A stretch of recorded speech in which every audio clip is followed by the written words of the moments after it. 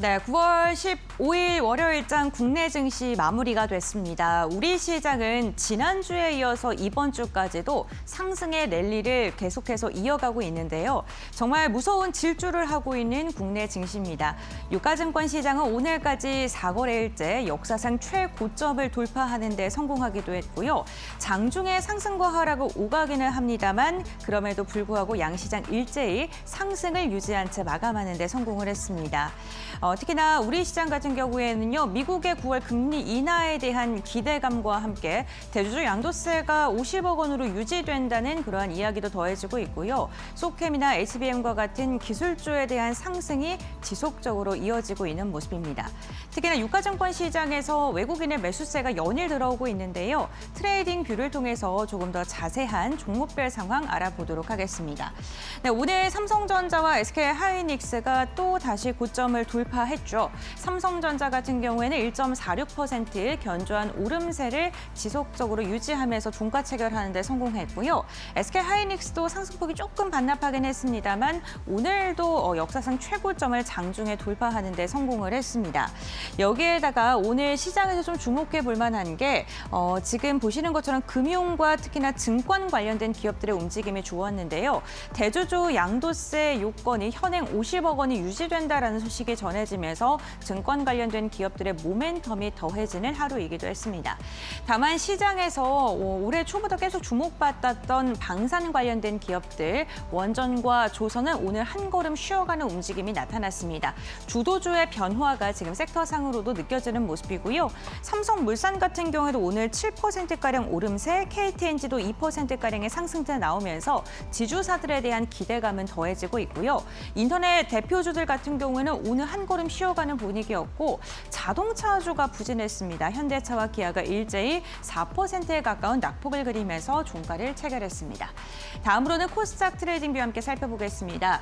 코스닥 같은 경우 알테오젠이 보합권에서 마감을 했고요. 오늘 바이오주들은 전반적으로 부진한 움직임이 특징적이었습니다. 펩트론과 파마리서치, HLB 그리고 삼천당제약까지 일제히 하락했는데요. 미용 관련된 기업들 가운데서는 휴젤이 오늘 1.7%가량 상승을 하는 데 성공을 했고요. LNC 바이오가 오늘도 힘이 굉장히 좋네요. 9% 이상의 강한 상승을 유지했습니다. 2차 전지 관련 기업들은 그래도 오늘 상승으로 돌아선 채 유지한 채 상승 마감한 데 성공했습니다. 에코프로 그룹주도 일제히 상승했고요. 오늘 시장에서 굉장히 큰 주목을 받았던 게 로봇 관련된 기업들이었죠. 지금 네임버 로보틱스 1.5%가량의 오름세를 유지한 채 마감하는 데 성공을 했습니다. 로봇 관련된 기업들은 정부의 규제 완화에 대한 기대감 속에 일부 종목은 상한가를 유지하기도 했습니다.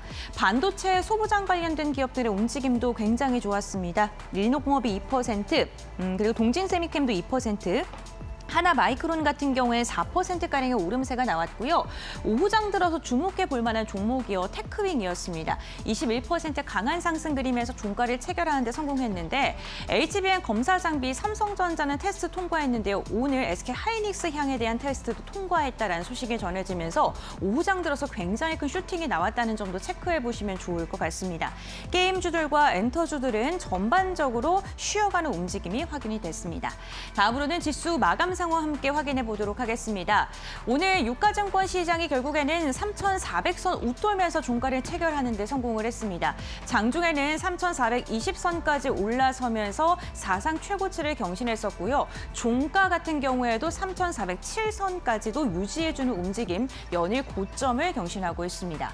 코스닥 같은 경우에도 0.6%가량 오르면서 852선, 850선을 돌파하는 데 성공을 하면서 양 시장이 연일 상승을 유지하고 있고요. 코스피는 오늘 4거래일째 사상 최고치 경신하는 데 성공했습니다. 다음으로는 수급 상황 함께 보겠습니다. 오늘도 유가증권 시장을 이끌었던 건요. 외국인의 매수세였습니다. 특히나 동시호가 상황 속에서 외국인의 매수세가 더 들어왔고요. 최근에 계속 이러한 기조가 확인되고 있습니다.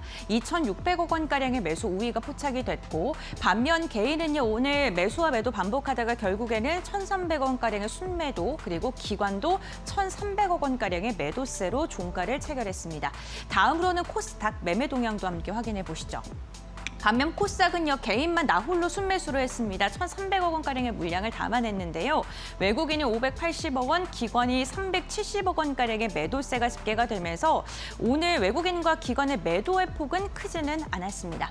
다음으로는 시가총액 상위 종목의 움직임 함께 살펴보시죠. 삼성전자, SK하이닉스가 일제히 상승으로 마감하는 데 성공했는데요. 일봉상으로 보게 된다면 개장 직후의 흐름이 더 좋았던 것으로 확인됐습니다. 그럼에도 불구하고 SK하이닉스 33만 원 선은 유지해준 채 마감하는 데 성공했습니다.